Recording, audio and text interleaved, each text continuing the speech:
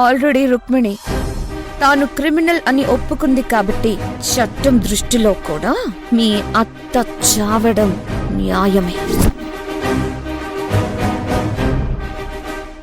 అర్జున్ అనబడే నువ్వు నా దగ్గర డ్రైవర్గా పని చేస్తున్నట్టు, కావేరి కూడా నా దగ్గర ఆఫీస్ అసిస్టెంట్గా పని చేస్తున్నట్టు సంతకం చేయాలి.